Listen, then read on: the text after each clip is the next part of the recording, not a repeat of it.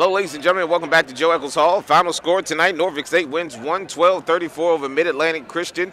As we welcome in the head coach of Norfolk State University, Coach Rob Jones. Coach Jones, doesn't matter how it comes, who it comes over, but the one is in the column now where the W is, and I know that's important to your team. And scoring 100 points, I know is all well and good for the fans, but we just needed the win. Yeah, we needed a win desperately, so it really didn't matter who we played tonight. We could have played Kentucky, or we could have played the YMCA down the block. We needed to get a win. This losing streak had to stop, and fortunately it did tonight.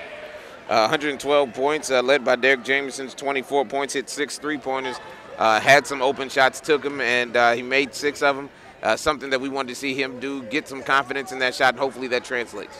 Yeah, like I said, he's one of the best shooters I've ever seen, but the problem is he does it in practice. I think he has to do it more in the games because his percentages don't show that. So tonight, 6 for 14 wasn't bad for him tonight.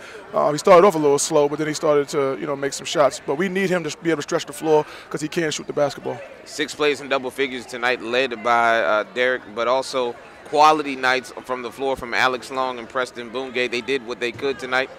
21 for Preston off the bench on 8 of 9 shooting, 12 rebounds, 1 assist, 1 block, and 1 steal from him in 24 minutes. That's a very good stat line. Yeah, the thing with Preston, it's not like he did anything wrong to come off the bench. I just thought we needed to have more balance of our bench and our starters. And he's one of the guys that I know that whether he comes off the bench or start, he's going to be able to perform. So he was elected, him and Mustadi, to come off the bench so we can just get a little bit more balance between the starters and the bench. And you'll probably see that again on Saturday.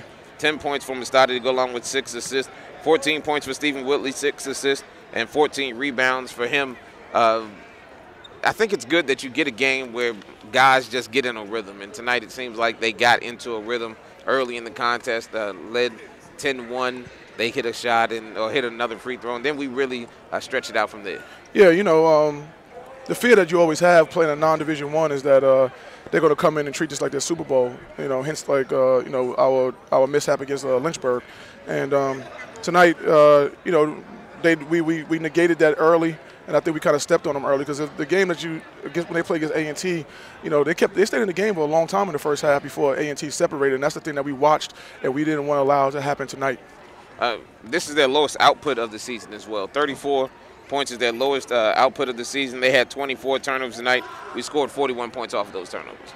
That's a good stat. I think the last 4 games, actually, the other team has had more turnovers than us, and we want to try to keep that stat going because I think that we can keep that stat, then, it will be more victories. Maybe not quite like this, but it'll be more W's in that column. Niagara's a different team on Saturday, but this is a good feeling going into Saturday where you don't have to go into the locker room and, like you said, have a conversation. Yeah. Today can be hey, we got 1, now let's go get 2. Yeah, we don't have to have a colorful conversation today. We're going to have a conversation because there's still some things that we could have did better.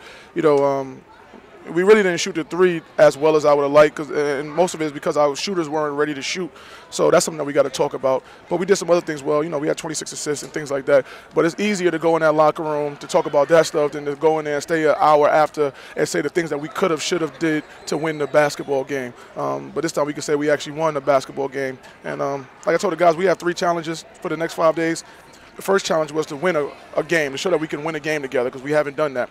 The second challenge we have is to win a game at home, a Division I game at home on Saturday. And the third challenge is to win a Division I game on the road on Monday. So we've knocked down one of the challenges. Hopefully we can knock down the second one and knock down the third one. Thank you, Coach, for your time, and we'll see you on Saturday against Niagara. That's Coach Rob Jones. We'll be back after this break with more here on the NSU Spartans post-game report and the NSU Sports Network.